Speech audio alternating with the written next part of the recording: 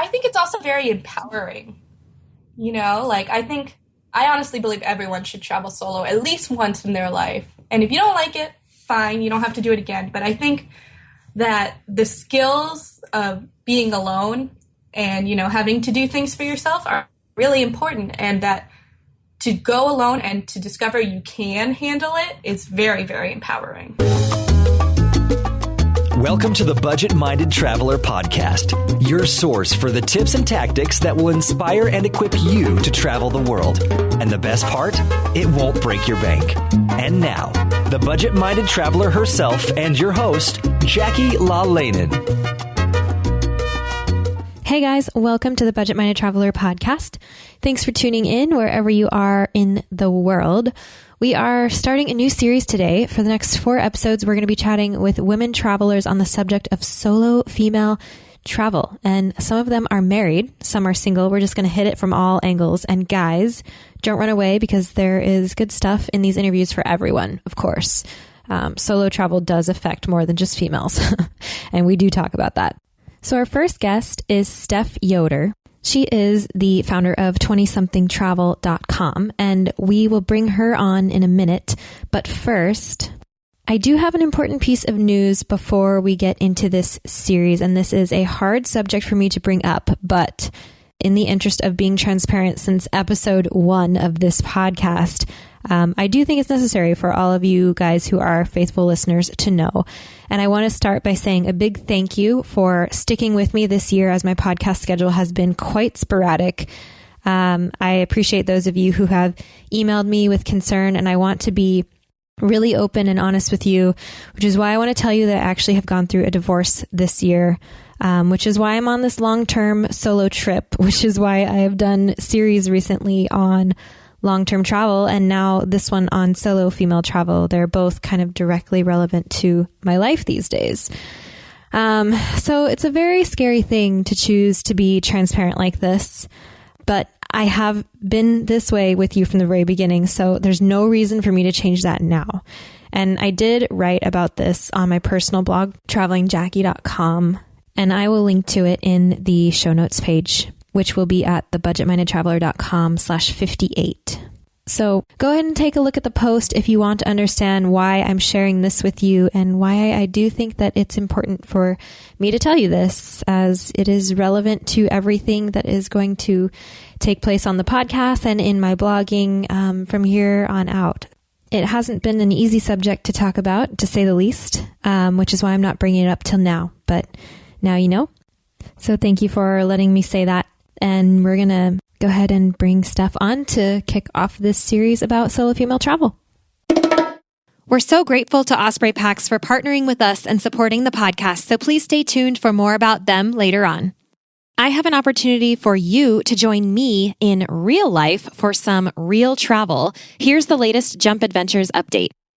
We are going to Greece for a bike and boat island hopping adventure this May 9th to 16th, 2025, and we still have space left. Check out jumpadventures.com to learn more and book now. We're going to have a yacht all to ourselves with ensuite cabins on board, so you get to sleep in the same bed every night as we start in Athens and make our way west toward the island of Corfu. You'll have your own bike for the week, e-bike if you want one, for cycling the islands as we go, in between meals crafted by our private chef on board, and all the relaxing you want to do on the top deck under the Mediterranean sun.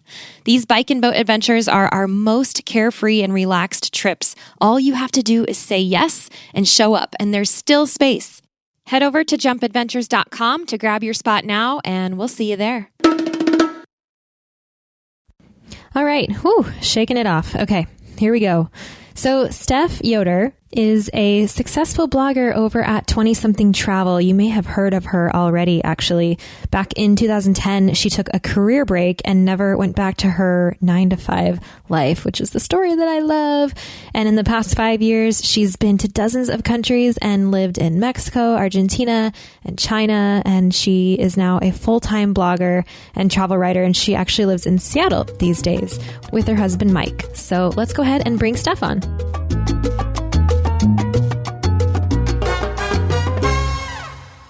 Hey, Steph, how you doing? Hi, Jackie. I'm good. How are you? I am good. Thanks for asking. You know, it's funny. The last time that we did this, we were in a men's bathroom in Boston. Speaking about it this morning. Oh, that's really hilarious. We kind of cornered you, Nathaniel and I, and asked you some questions. I don't even remember what we were talking about at that point, actually, but... Me either, but I remember that the bathroom was the only place we could find that was quiet. Right. We were at a women's conference, so I guess it does make sense, and the audience should probably know that. That does sound so random now that I think about it. Anyway, so where are you now? Because we are definitely not even in the same room, let alone a bathroom. Where are you? I'm at home in my apartment in Seattle. In Seattle. Awesome. And so, okay, you are the founder of 20-something Travel. And I'm really curious because we all know that you, well, I mean, I guess we being your readers of your blog, we know that A, you're not 20-something anymore, and B, you're also married, which fascinates me because of the subject today, which is solo female travel. But I guess I want to start out with asking you how you got into traveling, kind of what's your backstory, who are you, and where did you find this love for travel? Well, you know, when I started my blog, I was a 20-something, and I wasn't married. I actually hadn't even met my husband yet. So that's kind of how it goes. That's okay. Yeah. So basically, you know, I was in my mid-20s, and I was working kind of a boring desk job that I didn't particularly like, and I decided what I really wanted to do was quit my job and backpack around the world. I had lived abroad in England for a little while, so I knew this was kind of a common thing for people to do in Europe and in Australia, but it's not really something that's quite as accepted or common in the U.S. For people to travel in their early or mid-20s, take a year off. So I started my blog basically to keep myself motivated, but also to encourage other people to travel in their 20s, because I do think it's a really important time for self-discovery and learning, and just like a really ideal opportunity to get out and see the world. So I started writing my blog about a year before I quit my job, and surprisingly to me, people started reading it. So that by the time I quit, I realized, hey, maybe I can get away with just doing this for a while. And that was more than 5 years ago. That's amazing. So when actually did you start traveling abroad? You said you mentioned, you said you had studied abroad in England before. So how old were you when you did that, or when was your first trip? I had never really traveled abroad at all until I decided to study abroad in London my senior year of college. And it was kind of like the very last semester I had the opportunity to do it. I'd been sitting on the fence for a while, and I finally committed to do it. And I went over there, and I fell head over heels in love with, well, both with London and with the idea of travel and the freedom it gives you, and just the amazing opportunities to learn and discover stuff. So I just really, really loved it. And I went back to school for a semester. When I graduated, I didn't know what I wanted to do with my life. So I figured if I didn't know what I was going to do, I might as well not know back in London. And I got a 6-month work visa, and I went back. And spent more time living in London, and probably never would have left except my work visa expired and I ran out of money. So then I had to come home, get a real job for a while. But I really caught the bug there. What is, because I can completely relate to this. I did it my second year of college, and so you're so lucky that you did it at the end, because for me, I was stuck with like 3 more years of school when I did my study abroad. Oh my God. That's the one thing I didn't think about before I left, was like, I mean, I was 18 and I went down to Costa Rica for the year, and I got back. And at that point, I didn't realize it was 3 years left. I thought I could do it in 2, but then I studied abroad again because I couldn't not, because that, it just takes hold of you.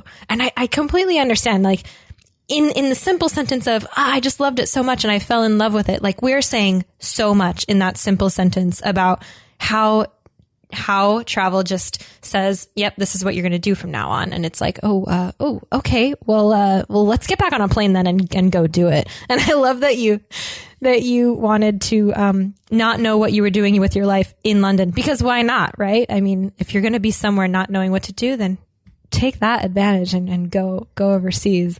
That's great. So what did you do in London? I worked for Christie's, which is the fine art auction house. It was very, very random. I was a receptionist there. At their high security warehouse where they keep all of their really expensive stuff that they're not auctioning at the moment. Oh. So I basically worked in a box surrounded by security cameras through a very dark London winter. So it was a little rough, and I didn't have a lot of money, but I loved it. I lived with 3 Australian dudes, which was really fun. I had a British boyfriend. I, ate nothing but hummus and toast for months, but just loved it. Mm-hmm. And then, so you said after that, did you go back to the States to get to make some more money, right? Yeah, I worked in London, and then I backpacked around for a few months around Europe. Then I was absolutely flat broke, so I had to go home and move back in with my mom. Mm-hmm. And I got the first job I was offered, which was working at a medical association, and was, paid well, had health insurance, but wasn't terribly fulfilling. And I took the job kind of knowing that eventually I would leave again, and that I wasn't really done with the travel thing yet. Absolutely. I mean, that's what the whole running out of money thing, it's like a curse, because then it's like you can go chase your dream and then you have to go home and get a job. And that's what I found the service industry, like working in restaurants, so helpful for, was because nobody cares when you leave and you can bank a ton of money while you're there if you want to. And so I spent like 5 years in that cycle. Oh, that makes so much sense. I've never been a waitress or anything, but I feel like, that's probably really great for people who want to travel. Yeah, it's kind of brilliant. Although well, anyway, that's a whole different rabbit hole. So, okay, what I am interested in then is how many years did you, or how many times, where did you go when you traveled solo? We're talking pre-Mike, like, how much travel did you do? So before I met Mike, I'd actually only done a little bit of solo travel. I did most of solo travel after we met, oddly enough. But when I was backpacking around Europe after London, I did some of that by myself. Then I came back to the US, and then I basically had this idea that I was going to backpack around the world by myself for a year. And, I was going to have all sorts of crazy love affairs and adventures and just do whatever. Well, about a month before I was supposed to leave on my big trip, I met Mike. And it was one of, I hate when people say really cliche things like this, but it was just like, I met him and okay, I know, like, that's it. That's the guy. Not very convenient timing. But he was also a travel blogger, so that's how we met. And he had just gotten back from backpacking around the world for a year and a half and was leaving again to go teach English in China for a year around the same time I was leaving on my trip. So it actually worked out really well, where he went to China and I did some of my trip alone, and then I went to visit him, and then I went off on my own again, and then later he came up and met with me when he had some time off. So most of my solo travel has been while in a relationship. I love that. I really do. You have a brilliant post on your site that you actually just posted recently, right? The one about solo travel while you're married. Yeah, it's like brand new. It's so brilliant. I'm going to link to it on the show notes page. It's called Traveling Solo When You're Married. Guys, it's on 20-something travel. But let's talk about that, because maybe you weren't married when you guys obviously started dating. That's kind of an obvious sentence, but I mean, like, you were still committed. Yet what I love about this is that you had this plan to go spend a year backpacking by yourself. And even though you met him, you still made it happen. And I love that. You still chose to do the thing that you wanted to do. And it's so convenient that it worked out that he was also going to do something, because then you would have had to face, either going home to visit or him coming with you or something. But the bottom line is you still got to do this trip, which is just brilliant, I think. And it's only taken off really since then, right? I mean, you've been still kind of doing these trips and seeing him in between and whatever. That's kind of just the way that you are. Your marriage, I guess, was really founded on that, which I think is so cool because it's like you both knew that this is part of you from the very beginning. This is how it's going to be. And from the looks of this post, it really hasn't changed all that much. I love how you say, well, I want to let you talk about it. What do you think about solo travel when you're married? I want to hear it from you.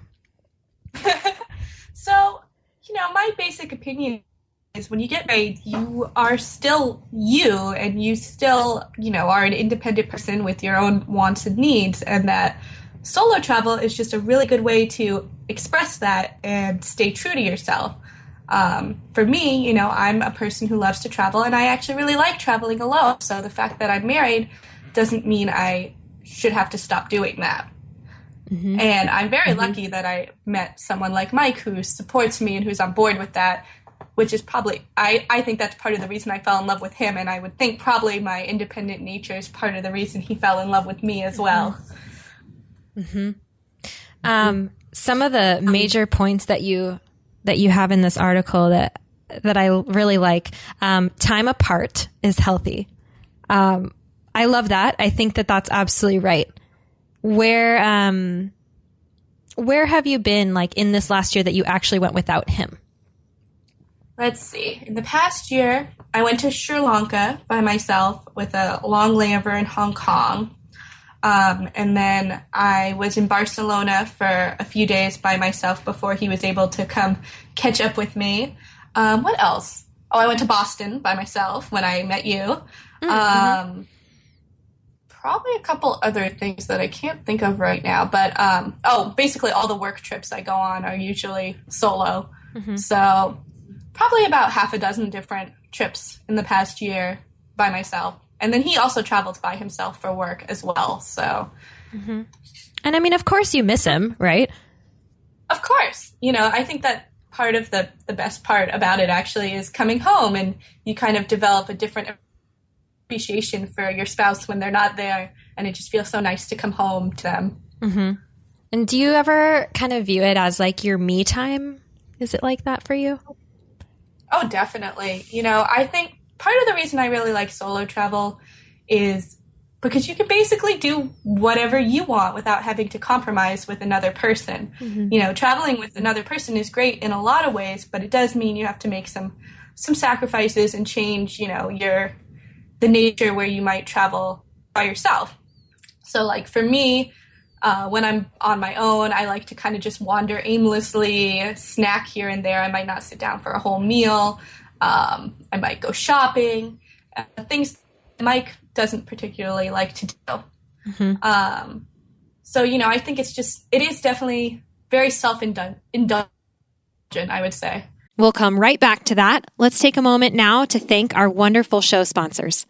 Osprey is the market leader in technical outdoor, travel, and everyday packs. And I've personally used Osprey packs since 2015. My favorites are the Fairview Trek 50 for multi-day hikes, the Cirrus 24 for day hikes, the Transporter Rolling Duffel 60, which is my trusty check luggage for faraway adventures, and of course, the countless packing cubes I use to organize everything that goes in them. We are proud to support each other on the podcast and beyond. We love getting outside, and we want to see more people outdoors. So find out more and join us at osprey.com.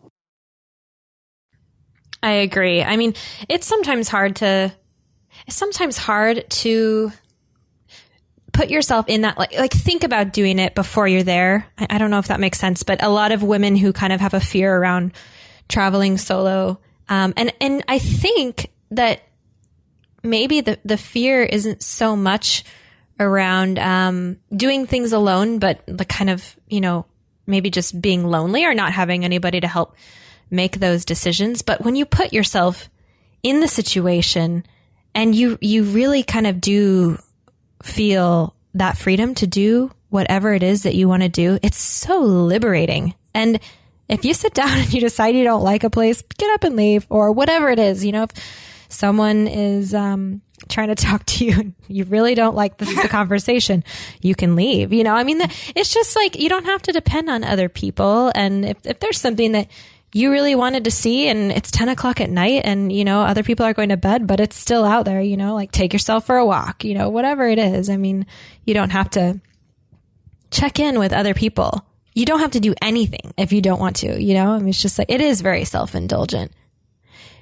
I think it's also very empowering, you know, like I honestly believe everyone should travel solo at least once in their life. And if you don't like it, fine, you don't have to do it again. But I think that the skills of being alone and, you know, having to do things for yourself are really important, and that to go alone and to discover you can handle it is very, very empowering.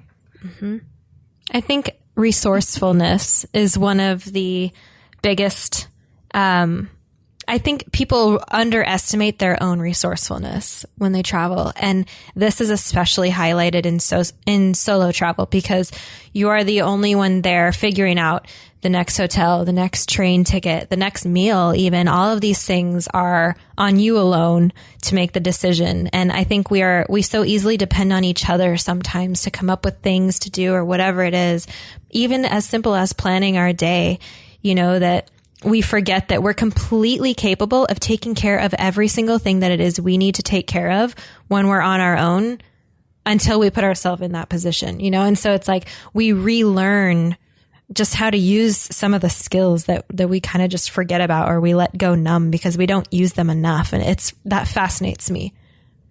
Yeah. And I think, you know, it's kind of terrifying too, you know, to put yourself in this position where you can only rely on yourself. I personally have been scared pretty much every time I go off on my own.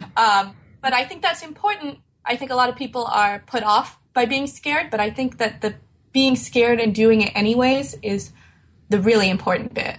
You know, to put yourself out there, push yourself out of your comfort zone, and discover that you can still function. Absolutely. As simple as that sentence is, though, it's so true. It's so true. And, you know, I find that carries back into my everyday life too. It's like, okay, well, I backpacked through Cambodia by myself. I can probably handle calling the doctor to make an appointment, even though I don't really want to.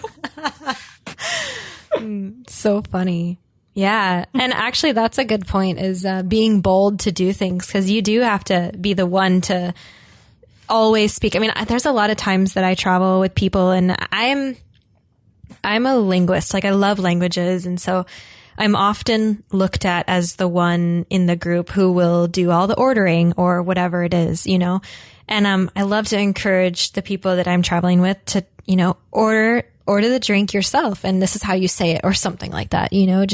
But when you're alone, you don't have a choice. Like, you have to be the person to approach the waiter to, oh man, I mean, I'm doing this right now. Like, I'm in southern Italy, and here, I mean, I do speak Italian, and I mean, what I have left of it from 10 years ago living here. But it is very intimidating to walk into, for example, like a full restaurant as a solo traveler and have to find a table for one. And like, it can definitely be scary, but you know what?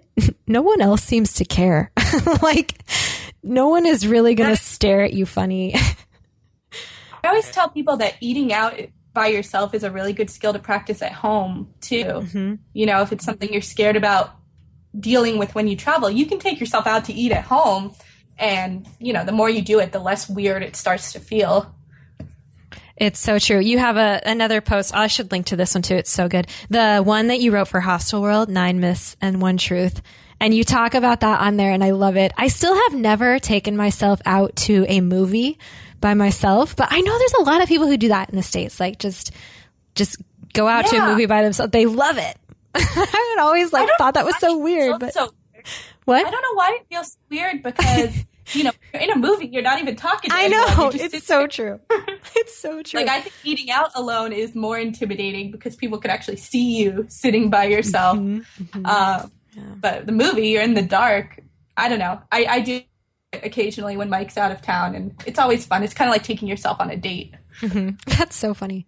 How do you deal with the loneliness? Because I know it happens. Yeah, I think part of it is just kind of accepting that it's going to happen and kind of embracing it and not fighting it. You know, if you can kind of mentally prepare yourself, you know, I'm probably going to feel lonely at some point, as opposed to working really hard to avoid it all the time. And then when it happens, you kind of look at it and you're like, okay, I feel kind of down tonight, but tomorrow I'm going to go out and do stuff and it's going to pass. Just kind of like embracing it a little bit. Yeah. And then I also think, you know, the nice thing about solo travel is you're really only as alone as you want to be. If you stay in hostels, like there's always ready-made friends in the wings that you can easily make. And then thanks to the internet, you know, I use Twitter and other websites to meet up with people, like readers sometimes or other travel bloggers. Sometimes it's nice just to see a friendly face and someone to have dinner with once in a while. Oh, yeah, definitely. My brother's actually coming this weekend to travel with me for a couple of weeks, and I am so excited to see a familiar face. I can't wait because it's been a while. So yeah, I think with solo travel, you know, especially over like a couple of weeks, it can start to feel pretty lonely. So it's nice if you can have people come in once in a while to sort of relieve that, and then after you've been with them a couple of weeks, it feels really good to get back out on your own. Okay, there's another thing on this, on your 9 myths that I wanted to talk about, because now you've been on both sides of the wearing a wedding ring thing. Have you noticed a difference at all in the way that, yes, now that you have a ring? What? I haven't noticed any difference. I kind of thought there would be, but no. I still get chatted up the same amount of times. People still ask me, you know, I don't know. I think, you know, wedding rings are not necessarily a universal thing all over the world either. So not everyone recognizes that as a symbol that you're married. Or if you're not wearing one, they'll still ask you, are you married? And, you know, it's funny. I actually lost my wedding ring last week, so I haven't been wearing one this week. Now it feels really weird. That's so funny. I mean, not the losing the ring, but just the part about how it's different it's different all over the world. I mean, some people wear it even on the other hand, like in some cultures you wear it on the other hand. So it actually doesn't even mean anything. Like when you're out traveling in the world, it could be anything. Actually in southern Italy where I am right now, it's really kind of interesting because it's like part of the culture here for young people to wear wedding rings when they're dating. It is, I mean, which is, I know, I think it's like kind of crazy, but I mean, I guess there are people like, okay, so I used to wear a ring on my wedding ring finger since I was like 18 because it was the only finger that it fit on. And so I always had one. And you know what? You're right. It doesn't make a difference. It really doesn't make a difference. Yeah. I feel like if some creep wants to you up, they're not be deterred by a ring. They probably aren't even going to notice. It's very true. Have you ever been in a situation that you thought was have you ever been in a dangerous situation? Has anything ever happened to you as a solo female traveler? Honestly, I've been very, very lucky, I think, because I've never been in a really bad situation. I've been in, you know, uncomfortable conversations that I've wanted to get out of, but nothing where I actually feared for my safety, which I know is not a universal truth. Right. But I mean, it's still something. I mean, same with me, I would say. Same thing. You know, I haven't. And I mean, after over 12 years or something of travel, to never have gotten into one of those situations, I know we're lucky because I've heard of so many. I know you have as well. But do you have? I would say I'm also more cautious when I travel alone than I probably am when I'm with Mike. You know, I'm probably not going to walk around late at night by myself or go out to a bar and get drunk or something. Actually, that's what I was going to ask you about. If you have any kind of precautions that you take on the safety side as a solo female traveler, and in the same sense as what would you advise other women? You know, like these are all the same kind of things. Like, what is it that you do to protect yourself that would be helpful to share with other people? So the biggest thing, and I don't even know if it's necessarily exclusive to travel, is I'm just always really hyper aware of my surroundings. You know, if I'm on a train platform or walking down the street, I'm always like, is anybody looking at me weird? Is anybody following me? But I do the same thing when I'm walking around at night in Seattle. So I don't think it's necessarily a travel thing. It's just kind of always being aware of what's going on around you and always kind of being in control. Other than that, I probably take more taxis when I'm alone versus walking around. Mm-hmm. I don't think there's really that much I do different, to be honest. Mm-hmm. Just kind of being aware and, be slightly less daring than I would be if I had someone else with me. Yeah. I think the taxi thing is actually a really good tip because that's if you have and I've said this before, but I mean, trust your intuition, and if it is dark and you shouldn't be walking around and you have the option to take a taxi, it's such a brilliant idea because they're cheap in the end, and it is a safe thing to try and, to take the better be safe than sorry, I guess is going back to that. But absolutely. You have to trust your instincts. And also, the other thing I tell women is don't be afraid to be rude if you need to be. I think, especially in the US, women were kind of conditioned to be polite no matter what, even if a creep is talking to you and you don't want to keep talking to them. Like, I know for me, whenever I get nervous and I want to get out of a situation, my instinct is I just start smiling like a maniac when I'm nervous, which is, not good. It kind of sends the opposite signal of what I would like. So, I think it's important if you do feel unsafe or if you are in a situation you don't want to be in, it's okay to be rude and just walk away or say no. Mm-hmm. Well, as long as it's not going to put you in danger. Yeah. Mm-hmm. You don't want to escalate things either, but you don't have to talk to people you don't want to talk to just to be polite. Mm-hmm. Actually, that's a brilliant point. Mm-hmm. Yeah. So I think, being assertive does not necessarily equate with being rude. And I think, that is also something that is good to practice, Like if some creepy dude in a hostel wants to buy you a drink, it's okay to say no, even if, they get a little bit offended. And even if you're thirsty. Even if you're thirsty. Yeah. That's great. Do you have any specific memories of having that moment where you've been completely alone and just completely content on the road? Yeah. I mean, I think for me, it's usually, wandering around the city, kind of discovering a new ice cream place or a really great view and kind of having it all to yourself. And it's just that feeling of, I propelled myself here. I did this by myself. Mm-hmm. That's the feeling I'm always chasing when I'm traveling alone. I made this happen and I'm here. It's kind of a pat on the back sort of situation. Yeah, I think that goes to the empowering thing that you were talking about earlier. I read a quote once that I absolutely love, and it was, now I'm going to mess it up probably, but it was when you smile when you're alone, that's when you know you really mean it. And I loved that. Yeah, because honestly, solo travel is not necessarily my choice. I love being with people. But at the same time, I'm not going to let the fact that no one else happens to have this kind of lifestyle could just kind of globetrot around the world with me. I'm not going to let that stop me. And so often I do feel lonely, and there is something that I turn to, and you're probably going to laugh at me for this, but I have found that I love going out and having a beer by myself. And what's brilliant about that is that you can do it anywhere. And this is true. Yeah, you can, even if it's a crappy beer. Okay. I mean, obviously I prefer a better beer, but, there's just something about it when you find a good seat that's just for you, with a beer, and whether there's a TV or anything else nearby, maybe you're just people watching, but you just get to thinking, I feel that just transports me to the moment. And I love that.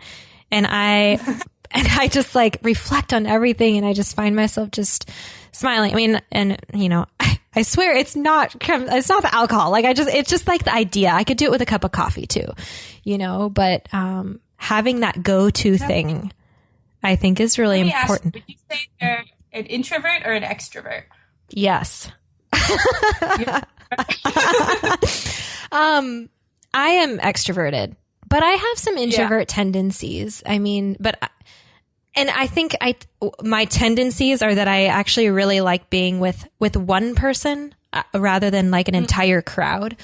I really enjoy one-on-one. And so I love having that buddy with me to just do all the things, you know? But why do you ask? Just the way you said, you know, it's like going out to a bar, you still get to be around people. So maybe you still get like a bit of energy from that, even if you're not necessarily interacting with them. Yeah. Last night, actually, I just went to check out a beer bar, like an artisanal beer, craft beer. I'm like messing up my language here. A bar here in Lecce in Italy. And I walked in and I always get, I actually think it's a mental thing that I say. I always get looks, like people always look at me, you know, and I'm like, oh my gosh, I'm the solo traveler. It's probably all in my head. But anyway, there were a couple of parties of people at the tables, and I asked the bartender, like, can I just sit at the bar, you know? And he's like, yeah, like he seemed surprised that I wanted to sit at the bar rather than like a table by myself. And he ended up chatting with me like the whole time I was there. It was so fun. And he was like pulling out all these beers and letting me try stuff. It was amazing, you know, but I mean, we connected over that and it was really cool. And I had like kind of a buddy to go have a beer with, and it was the bartender. So. Oh, that's nice. See, I'm a bit of an introvert, and I don't mind eating out by myself, but I'm always worried when I go out for a beer by myself that someone's going to try to talk to me. It's like I don't want to make small talk with people I don't know.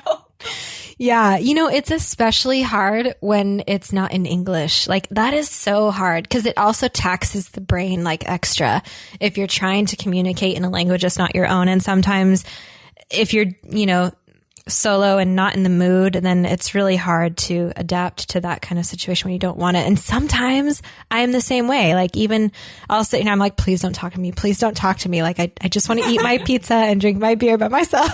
Like, I have a funny story. I have to tell this. I was in Thailand recently, and I was by myself in the north of Thailand in a small town called Pai. And I went to this restaurant.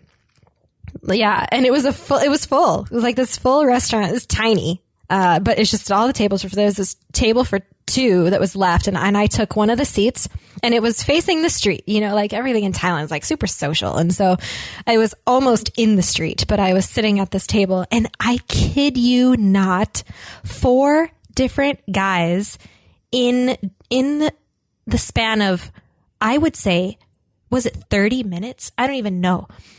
Came and sat down right in front of me at the table and started chatting me up as if I was at a speed dating table. I was like, what is this doesn't even happen in movies. Like, what is going on? And it was so funny because the people at the tables around me this girl at the table next to me leans over and she goes, are you famous or something? I was like, no, I have no idea. Guys or Thai guys? There was a French guy, there was a Canadian, there was a Brit, there was a Dutch guy. Like, I'm pretty sure it was crazy. None of them were Thai. Like, none of them were American. It was just like, it was like I was on display, and it actually was really entertaining, and it didn't feel, dangerous at all, you know? So it didn't worry me. But, oh my gosh, what a spectacle. Like, that's probably one of the funnier things that has happened to me as a solo female traveler. Like, I'm like, seriously, do I have a sign on my forehead or something? Like, what is going on? But you know what trip I took that was the worst for that, I guess, was when I went to Indianapolis, actually. And it was a work trip. So I had all these meals and stuff scheduled by myself, and I could not sit down at a table without people asking me to join them, sitting down with me. They're just like really friendly there, I guess. Aww. And I was like, no, I'm okay. I want to eat dinner alone. Yeah. They just looked at me. Sometimes. I know. I just couldn't even believe it. Like, I actually wanted to have dinner alone too. Like, I'm I had my beer there. You know, I was happy. I was fine having I was an Italian restaurant. And so I was having my pasta and my beer and I'm just sitting there like taking guests. It was just so funny. Oh my gosh. So how did you get them to go away, or did they just leave on their own? They all left on their own. Well, I mean, I had to shut down the conversation each time. You know, it's like, well, especially because I was about to leave once. I was like, shoot, because now this guy thinks I'm going to get up and walk with him. And I'm like, oh, no, I'm going to go the other way or whatever. You know, like there's two directions, only two directions. And they basically lead to the same place. And so like, I like sent them all away and like the whole restaurant is just like laughing. It was so funny. And when that is one of the times when it's handy to have a husband, because then you can just drop it in the conversation. I know, like, oh, it would have been, that would have been handy to just like, I mean, I had no ring, nothing, but yeah, it was so funny. And then when I left, because that was the thing is they all went the same direction and I had told them all I was going the other direction. And so, which was a lie. It was a lie because my hostel was that way. So when I got up and I had to walk through like, it was like the den of wolves because I knew that they were all down there in that one direction. And I like got on my phone and I just like got somebody. I don't even know if I was really talking to somebody or if I was just like listening to an old message. I was just like, head down. I'm just going to walk straight through this block because, you know, it was a small town and I didn't want them to like watch me go to my hostel or anything. So, but I made it. Right. It was great. But it was funny. I mean, there was no danger involved in that whatsoever. It was just kind of entertaining. Yeah. But anyway, I had tried to go out by myself. Sometimes it works. Sometimes it doesn't. Well, at least you try. Yeah. Oh, well, gosh. Is there anything else you want to add? Is there anything that you want to say to females out there considering maybe traveling solo and maybe they have some fears around it? I mean, I think the most important thing is, you know, it's normal to be scared, and being scared doesn't mean you shouldn't do it. Like, I think a lot of times we think if you're afraid of something, that means it's bad. But sometimes it's good to do things that scare you and to push those limits. Mm-hmm. And I think solo travel is really good for that because it does help you kind of grow as a person and see what you're really capable of. And for that reason, I think it's extremely valuable, especially for women, but for everyone. Like, mm-hmm. Absolutely. And, you know, it's important to find a partner who can support you in that. You know, what I was going to say this before, but I forgot, you know, when I was facilitating on whether to study abroad or not for so long, the reason was I had a boyfriend who really, really didn't want me to go. And for like 2 years, it was like a back and forth. I wanted to go study abroad. He didn't want me to go. And finally, I ditched the boyfriend and I went to go anyways, and it changed my life. And, you know, it led me towards this partner who is a million times more supportive. Mm-hmm. I love that. So, you know, and you never know. Me, yeah. You never know. And for me, I felt like I jumped first, and then the universe kind of brought Mike into my life because I was willing to take that leap in the first place. Because if I hadn't, if I never started my travel blog, if I never planned this trip, I never would have met him anyways. So yeah. I love it. I always say, like, you never know who you're going to meet around the next corner. And it's so true. I mean, whether a partner or a friend or a travel buddy for life, like, it's just, you never know. And you're never going to know unless you do it. So. Yep. Sometimes you just kind of have to take that leap and trust that the universe is going to arrange itself around you. Mm-hmm. Awesome. Well, it sounds kind of new agey, but. Yeah, no, but it's. I mean, it is kind of cliche sounding, but there's a reason it's a cliche, you know, like that's kind of how it happens. It's still true. Yeah. So, well, Steph, thank you so much for joining us today and for sharing your words of wisdom on solo female travel. Thank you for having me. And where can everybody find you in case they want to check out your blog and follow you?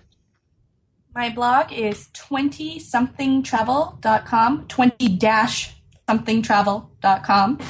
And then I'm on Twitter at 20s travel, 20s travel. 20s travel. Yeah. And I'll link to all of that on the show notes as well. So yeah, great. Thank you so much. And I wish you the best with your solo partner traveling going forward. Thank you. Talk to you soon. All right. Okay, guys, that wraps it up for today. Be sure to check out thebudgetmindedtraveler.com/58 for the show notes, and head on over to 20-something travel to follow Steph. I'm actually going to link to a couple of specific articles that we talked about today and some good stuff on her website on the show notes page, as well as that post I was telling you about in the very beginning. So thanks for tuning in, and we'll talk to you soon.